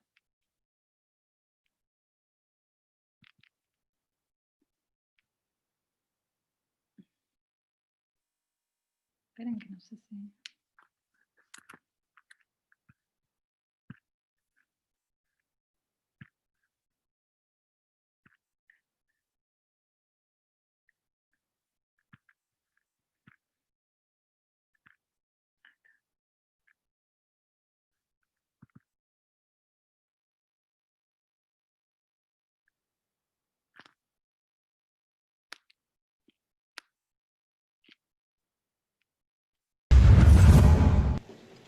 Señores ministros, representantes de la Asociación por los Derechos Civiles, representantes del Instituto Nacional de Servicios Sociales para Jubilados y Pensionados y asistentes a la audiencia, buenos días. En mi carácter de gerente de asuntos jurídicos, me voy a ocupar en esta intervención, previo a que tome la palabra el doctor Mariano Cardelli, como su director ejecutivo, en analizar lo que creemos los aspectos fundamentales, digamos, para no reiterar los detalles que ya están en las presentaciones de ambas partes. Sí entendemos pertinente poder hacer un análisis de lo que consideramos el nudo de la discusión que aquí se plantea, los fundamentos jurídicos que sostienen esta discusión. Y para eso me gustaría analizar brevemente esos dos elementos, llegar a una primera conclusión, compartir una reflexión y terminar con una muy breve segunda conclusión. A la primera cuestión, que es ¿qué nos trae a esta discusión? ¿Cuál es el tema a decidir? Para nuestra parte creemos que claramente esta discusión se basa en la aplicación, el alcance y la aplicación del decreto 1172 del año 2003 y si el PAMI está o no está incluido. La asociación, en su escrito de demanda, ha delimitado el objeto de la pretensión en la entrega por parte del Instituto de la información relativa al presupuesto en concepto de publicidad para el año 2009, más específicamente los meses de mayo y junio. Ahora bien, cuando pasamos al punto del derecho, ¿sí?, en el escrito, el derecho que fundamenta tal petición, se lee claramente en el punto 4.2, cito, la presente acción se interpone como consecuencia directa de la violación del derecho constitucional de acceso a la información pública reglamentado en el ámbito del Poder Ejecutivo por el decreto 1172 del 2003. ¿Hasta acá ustedes creen que la ciudadanía entendió algo? No, ¿verdad? Y vieron que muchas audiencias orales son así. Son lectura de reglas o de interpretaciones de reglas, ¿no? Es como si tuvieran el escrito y leyeran lo que se escribió. Ahora les comparto una partecita más. El decreto que él menciona es el decreto que regula el acceso a la información pública en el ámbito del Poder Ejecutivo Nacional, en esa época, y entonces lo que se discutía era si el PAMI estaba incluido o no en ese decreto, según él. Entonces propone una serie de argumentos muy dogmáticos, ¿no? Él va a sostener que el PAMI es un ente autónomo y que por lo tanto no debe estar incluido en el decreto, pues el decreto solo se refiere al Poder Ejecutivo Nacional. ¿Qué hace? Llego para avanzar porque si no nos va a alcanzar el tiempo. Cuando él plantea este argumento, que es más bien formalista, ¿no?, la Corte le pregunta. Parece que vale la pena también revisar. Se sostiene en la demanda que el fundamento de la de la pretensión está basado en los artículos, por ejemplo, 1, 14, 33, 38, 41 y 42, 43, además del 75, inciso 22 de la Constitución Nacional. Muy rápidamente. Todos estos artículos tienen una ligación. Queríamos hacerle algunas preguntas porque lo que usted está manifestando más o menos ya está expresado. Pero usted centra su argumentación en la interpretación exegética de un decreto y si la institución que usted representa está alcanzada o no, que es obviamente una defensa legítima. De la otra parte invoca además una cantidad de otras normas, es decir, hay una pluralidad de fuentes. Me gustaría en principio preguntarle, más allá de la pluralidad de fuentes, una cuestión valorativa, que es lo siguiente, independientemente de si esté alcanzado o no, ¿por qué razón no informa el PAMI? Es decir, ¿en qué perjudica a la institución que usted representa informar a los demás, a la población, sobre lo que ustedes tienen en el campo administrativo o cualquiera, ¿no?, de las actividades? ¿Qué hace Lorenzetti con esa pregunta? Levanten sus micrófonos, no les escucho. Clarifica, o sea, concreta, o sea, ¿cuál es el inconveniente? O sea, después de tanta zaraza bueno, ¿a dónde está el problema? Sarasa es una regulación igual, ¿eh? Lorenzetti sí, esta bueno, es una argumentación que se Pero puede lo que le pide es que fundamente dónde está el conflicto que él ve, porque en realidad se queda en eso, no hay ningún dilema que diga que está prohibido o que no hay ninguna norma, si vamos al formalismo, ¿no? No hay ninguna norma que obligue al PAMI a ocultar sus datos. Tampoco hay ninguna norma que, según ellos, el abogado del PAMI lo obligue a informar esos datos, porque según el PAMI esa norma no les alcanza. Entonces, en definitiva, estamos planteando no un dilema normativo, hay una laguna axiológica ahí. Bueno, Lorenzetti, ¿Qué es lo que priva? Bueno, me parece que Lorenzetti hace una cosa más interesante. Él le dice primero que hay una dice, ¿a dónde está el problema? ¿A dónde está el problema? O sea, acá hay una pluralidad de fuentes, dice. Esa otra fuente a la que él se refiere es la Constitución Nacional, ¿no?, que reconoce el derecho de acceso a la información pública a partir de la incorporación de distintos tratados de derechos humanos y demás. Entonces, miren, acá hay una pluralidad de fuentes, pero dice, independientemente de ese punto, ¿por qué el PAMI no informa? Y le hace una pregunta crucial, que es ¿en qué le perjudica informar? Porque él él entiende que ese derecho puede ser, el derecho de acceso a la información pública puede ser un derecho limitado. Pero se entiende que el juego ya no es el juego del formalismo. El juego es el juego de la Constitución, ¿no? Entonces, y fíjense con qué claridad se puede expresar un conflicto, que parece ser un conflicto normativo, pero que de fondo es un conflicto real, que las normas tienen que poder resolver, ¿no? Eso es el lenguaje claro, que un poco debe ser lo que hace Andrés hace años, no acabé a contarle obviedades, pero digo, también es un entrenamiento, cuando uno se encuentra con abogados más formalistas, ¿no?, el poder sacarlos de esa conversación para llevarlos al terreno de la Constitución y empezar a construir esa práctica. Y eso es el lenguaje, eso es usar lenguaje claro y razonamiento claro. Como vimos, el lenguaje no es solo una cuestión de palabras, Andrés también lo ponía con mucha claridad, los latinazgos ya los sacamos, pero es también una cuestión de sintaxis y es una cuestión también de cómo vamos a razonar colectivamente en torno a un conflicto y cómo vamos a aplicar las reglas a ese conflicto, ¿sí?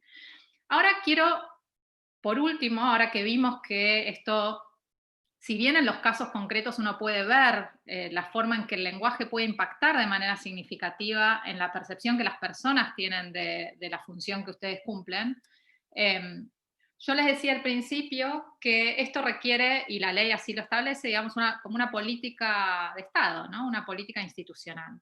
Entonces me gustaría que pensemos en estos últimos minutos que nos quedan en esa dimensión institucional, ¿no?, pensar la comunicación desde una perspectiva más colectiva, si se quiere, ¿no?, de cómo debiera el Poder Judicial trabajar su comunicación. ¿Alguno de ustedes tiene experiencia en esto? ¿Asesora al Poder Judicial en esto? ¿Lo tiene pensado? ¿Algunos de ustedes han pensado el tema o algo? ¿No? Entonces, Lo que nosotros, la cámara mía, la cámara segunda de La Plata, lo que está así intentando es tratar de hacer un protocolo de lenguaje claro para que las 3 salas tengamos determinada estructura en cuanto a la comunicación con la comunidad. Pero lo que pasa que también, no sé, a mis colegas si están de acuerdo conmigo, las leyes que dictan muchas veces son inentendibles. O sea, es muy difícil.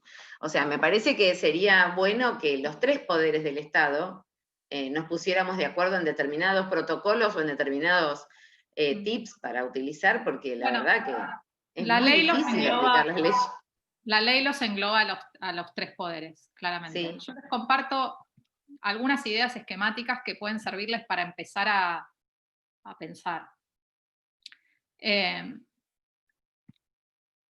La primera distinción que uno hace cuando piensa en la comunicación es la comunicación externa y la comunicación interna, ¿no? En el Poder Judicial. La comunicación externa, por supuesto, es aquella que sale paredes hacia afuera, es una página web, es los papeles que salen hacia afuera, es toda comunicación que sale de una institución hacia el mundo externo. Y la interna es aquella que se comparte internamente, ¿no? Los flujos de información internos son claves para que las instituciones funcionen armoniosamente. Esa comunicación externa, nosotros podríamos pensarla en un primer lugar como información para el ciudadano. Es decir, la presentación institucional, la forma en que funcionan, los lugares donde el ciudadano puede tocar el timbre, digamos, por donde el ciudadano puede acceder a obtener información del Poder Judicial, son claves. Hace unos años se hizo un estudio empírico en la ciudad de Buenos Aires y decía, por ejemplo, que alrededor del 70% de las personas tenía dificultad para comprender el lenguaje judicial y que alrededor del 60% de las personas en Cava no sabían muy bien dónde encontrar los servicios de justicia, o sea, cómo acceder a un tribunal, ¿no? Y eso fue en el 2012, es decir, que hoy, si hicieron las cosas bien, las cosas debieran andar un poco mejor, pero no lo sé porque no encontré datos más actuales, digamos.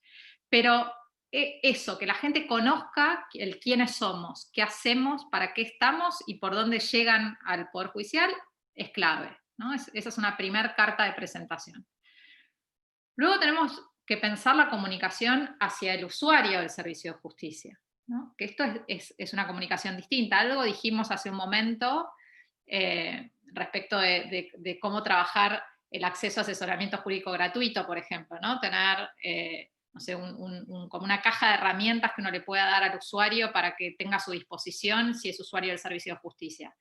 Una cosa muy simple que a mí se me ocurre que cualquier usuario agradecería es conocer las distintas instancias del proceso, explicadas en lenguaje sencillo, ¿no? Incluso como una infografía o algo así. Es decir, usted va a iniciar un proceso judicial, sepa que estas son las distintas instancias por las que va a pasar. Si pudiéramos incluir a eso los tiempos que eso podría llegar, las etapas que tiene el proceso y los tiempos que eso va a durar, seríamos Disney. Pero bueno, es eso que te da certezas de en qué instancia del proceso estoy o en qué consiste el proceso y a qué tenés derecho en el marco de ese proceso, me parece clave. Lo otro es, dentro de ese proceso, en qué momento se toman decisiones y qué tipos de decisiones, ¿no? En el caso del proceso penal es muy clave, porque decidir cuándo una persona se la imputa, decidir cuándo una persona se eleva su causa a juicio y decidir cuándo una persona es inocente o culpable y qué instancias hay posteriores, digamos, darle ese conocimiento antes de que inicie el proceso, posiblemente disminuya el estrés, nos permita tener confianza, tengamos mayor control sobre cómo van las cosas y demás. Y lo otro son los canales de comunicación, ¿no? Directamente con el tribunal, más allá de que tengan asesoramiento jurídico. Un poco establecer un lazo más directo con el usuario y la usuaria para ser también guardianes del buen funcionamiento de la Administración de Justicia en relación a sus posibles defensas o demás cuestiones que hablamos más tempranamente. Luego también comunicación externa, y acá también retomo algunos de los comentarios que hicieron. Hay algunos de los casos que toman alta relevancia pública, y esos casos no tienen el mismo tratamiento que los demás, ¿no? Y eso lo vemos casi cotidianamente.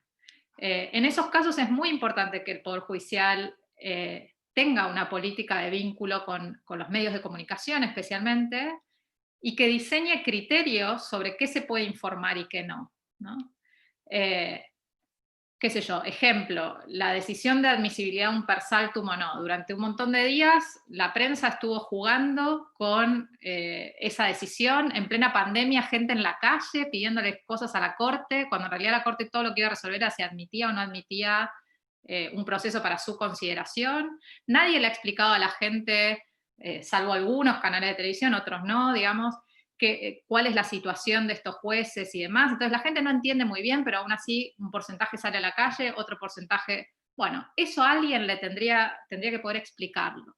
Y lo que parece más lógico es que lo explique aquellos que tienen a su cargo el proceso, ¿no? Lo mismo pasa con las causas de corrupción. En las causas de corrupción el Poder Judicial no tiene una política comunicacional con la prensa, y esto genera graves problemas de desinformación en la población, ¿no? Esto no quiere decir que el Poder Judicial tenga que estar explicando cada decisión que toma, o que no haya secreto de sumario si es necesario, etc. Pero sí quiere decir que no puede ser que la ciudadanía esté a merced de que determinados periodistas consigan partecitas de expedientes y nosotros tengamos que hacer el mapa, con suerte, de qué es lo que está sucediendo, ¿no? Si el Poder Judicial tuviera una política de comunicación con la prensa en casos de máxima relevancia pública o en casos de interés público, y habría que definir esos criterios, ¿no? Deberíamos tener criterios transparentes para definir qué caso es un caso de interés público y qué casos no, qué casos tienen alta relevancia pública y qué casos no. Es fundamental porque además los derechos, en las causas penales sobre todo, los derechos de los imputados se ven recontra vulnerados, ¿no? Y no podemos ser ingenuos y pensar que la presión de la prensa es nula para los jueces y juezas. Entonces también esto funcionaría como un resguardo para la independencia y la imparcialidad y el buen funcionamiento del sistema de justicia. Eso me parece estratégico, ¿no? La Corte había empezado a desarrollar algunos criterios en relación a qué considera un caso de interés público, y ese era las llamadas audiencias tenían que ver con esos casos de interés público, que la verdad que era muy valioso, pero bueno, la nueva presidencia de la Corte decidió no continuar con ese proyecto, lo cual es una pena, ojalá lo retomen. Y al mismo tiempo, con esto también quiero señalar que con esto no quiero decir que el Poder Judicial tenga que tener una agencia de noticias, ¿eh? Se tiene que vincular con la prensa, no es que tiene que producir noticias, ¿sí? Tiene que darle información a la prensa para que la prensa informe, tiene que dialogar con la prensa, pero no convertirse en la prensa, ¿sí? Ese es un matiz no menor, porque también la línea es muy delgada, y ahí también podemos perder legitimidad, ¿sí? Pero sí me parece importante pensar una política comunicacional, dado el contexto, porque además un poco lo que decía Andrés, vamos hacia la oralidad, vamos hacia que todo se vea y se sepa, vamos hacia la era de la información, y si no empezamos a ayornarnos ahora, el déficit de legitimidad va a ser cada vez más grande, ¿no? Entonces, si ustedes tienen juzgados que son modelos en esta dimensión, aprovechenlos, digamos, empiecen a hablar de estas experiencias para poder replicarlas. Y a ver, me parece que me queda alguna idea más que compartir con ustedes. Sí, acá. Luego la comunicación interna. Esto también es clave, ¿no? Que los criterios de comunicación hacia el ciudadano, hacia el usuario, hacia la prensa y demás estén homogeneizados en la medida de lo posible, es decir, que respondan a una estrategia de gestión compartida, acuerdos compartidos, porque esa es la única manera también de legitimarse colectivamente, ¿no? Y que no todo quede en experiencias puntuales de juzgados concretos. Por supuesto, como les decía hace un rato, digamos, si esas experiencias existen, hay que capitalizarlas, hay que usarlas, hay que conocerlas, hay que conocer a quienes lo armaron, quienes lo hicieron, y replicarlas si funcionan, ¿sí? La comunicación interna en general tiene una dimensión de gestión administrativa, pero yo imagino también que un Poder Judicial debiera poder comunicar cuáles son sus innovaciones en temas de justicia procesal, que ya vimos lo que significaba, ¿no? Trato al usuario, etcétera. Y también en términos de justicia sustantiva, esto que habíamos empezado a hablar de que cuando un precedente o una manera de interpretar la Constitución y las reglas tiene mucho consenso, es un precedente robusto, debiera ser un precedente que empecemos a usar y que queramos constituirlo como práctica, ¿no? Empezar a trabajar esta idea de que los precedentes se pueden transformar en reglas para el mismo tipo de conflicto, para el mismo tipo de caso, ¿sí? Eso requiere, por supuesto, que trabajemos en tipografías de casos y demás. Si uno trabaja con elementos, con lenguaje simple, con sentencias breves, esto es relativamente fácil de hacer. Ahora, claro, si las sentencias tienen 600 kilómetros de páginas, son escritas, y nadie entiende un pomo, es muy difícil organizar la información. Por eso es clave que esa gestión administrativa también nos dé un formato de decisiones, ¿no? Un formato de sentencia, un formato de comunicación, formatos. Que sea fácil entender cómo armar un razonamiento en una sentencia. Cualquiera que digamos, todos ustedes lo saben, y los estudios también, todos usamos modelos a la hora de razonar, ¿no?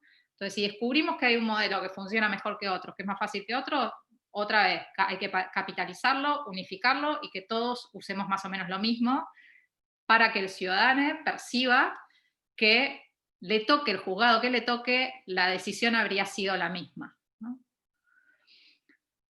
Luego les transmito una herramienta que en realidad viene del management empresarial, ¿no? Pero el management empresarial ha sido muy eficaz a la hora de crear culturas organizacionales. Que es algo que creo es parte de lo que tenemos que promover, ¿no?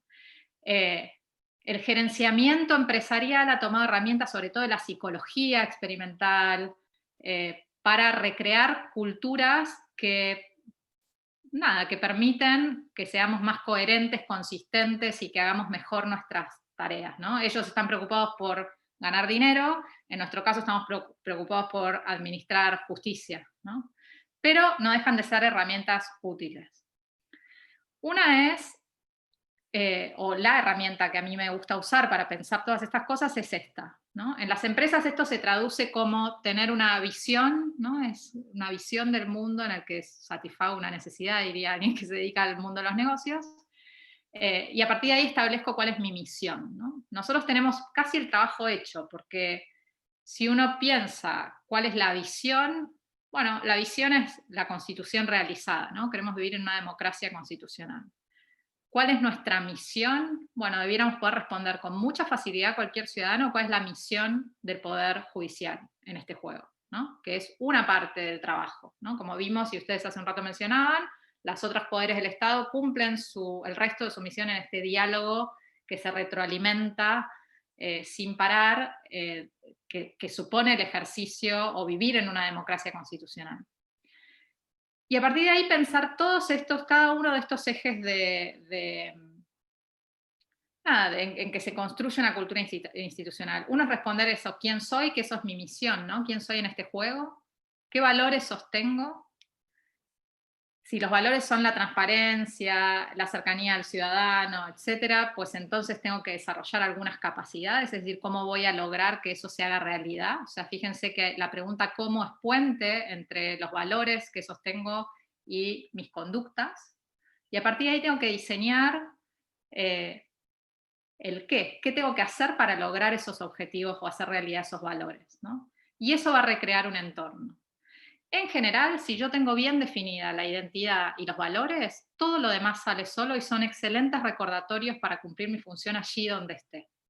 Es así, es tan simple como se los estoy mencionando. Así funciona desde empresas como Netflix hasta administraciones que logran trabajar colectivamente de manera armoniosa, consistente y demás. Lo que tienen en común es que se identifican con una misión, que en nuestro caso nos la da la ley, y que se identifican con una serie de valores cuyas conductas o cuyas capacidades y demás van a transformar los entornos en los que vivimos. Y ese tiene que ser nuestra capacidad de transformación. Entonces, como ven, el lenguaje es solo la superficie de cosas mucho más profundas que tenemos que transformar. O sea, ese lenguaje encriptado, como decía nuestro amigo hace un rato, paranoico y demás, esconde prácticas, ¿no? Entonces, vamos a empezar por hablar fácil, pero hablar fácil implica empezar a explicar muchas cosas, ¿no? Implica cambiar palabras, pero también implica cambiar oraciones, e implica cambiar formas en que vamos a hacer, o que vamos a transparentar nuestras formas de razonar. Y cierro con Alicia, para ser consistente con el principio. No puedo creerlo, dijo Alicia. ¿No puedes?, dijo la reina en tono compasivo. Inténtalo otra vez. Respira hondo y cierra los ojos. Alicia se rió. Es inútil intentarlo, dijo. Uno no puede creerse cosas imposibles. Yo me atrevería a decir que no has practicado lo suficiente, dijo la reina. Cuando tenía tu edad, siempre lo hacía durante media hora cada día. Caramba, a veces me he creído hasta 6 cosas imposibles antes de desayunar. Es cuestión de creer y practicar. Y si lo creen imposible, pues no han practicado lo suficiente. Bueno, no sé si ha sido útil y claro. Hay muchas más cosas que en realidad que podríamos trabajar sobre lenguaje, trabajar nuestros filtros, nuestros sesgos. Eso hay mucha literatura y hay muchas cosas que se pueden trabajar. Carolina debe saber mucho de eso también. Y que es parte de lo que tenemos que transformar. Pero me parecía importante registrar esto, que el lenguaje es solo la superficie, es casi como una terapia, ¿no? Pero que en el fondo lo que hay son valores muy importantes y que hacen a la condición de posibilidad de que construyamos una democracia constitucional cada vez mejor. Y somos la generación del cambio. O sea, aunque no nos demos cuenta, 40 años de democracia en la historia de un país son 5 minutos. Entonces nosotros somos la generación que tenemos a nuestro cargo hacer esa transformación, ¿no? Se la debemos a las generaciones que vienen y se la debemos también a la pasada, que hizo tanto por recuperar esa democracia e hizo tanto también por establecer instituciones cada vez más sólidas, y creo que eso es parte de nuestro capital. O sea, pasan las distintas gestiones y todavía nuestra democracia está ahí y todavía estamos teniendo estas conversaciones. Entonces yo creo que estamos más sanos que nunca y que no tenemos que agachar la cabeza ante la grieta y estas cosas. Me parece que tenemos que trabajar más allá de eso y que tenemos que pensar, porque todos en definitiva lo que estamos buscando es mejorar el servicio de justicia de manera inclusiva, y me parece que tenemos que hacerlo, tenemos las herramientas para hacerlo y podemos liderarlo. Así que les agradezco mucho su presencia y el espacio. Muchísimas gracias. A ver si... Gracias, muchas gracias, María. La verdad, excelente exposición. Le agradecemos muchísimo. Y bueno, lamentamos no estar el doctor Amos Grajales para darte la despedida. No sé si vas a estar con nosotros en la próxima clase. Sí, seguramente pase al menos un rato, voy a estar. Porque quiero escucharla a Laura y quiero saber cómo fue que trabajó el proceso de armado de esta ley y de aprobación, que me parece que tiene un consenso claro, ¿no? Perfecto. Bueno, mil gracias. No, gracias a Celeste, gracias a vos.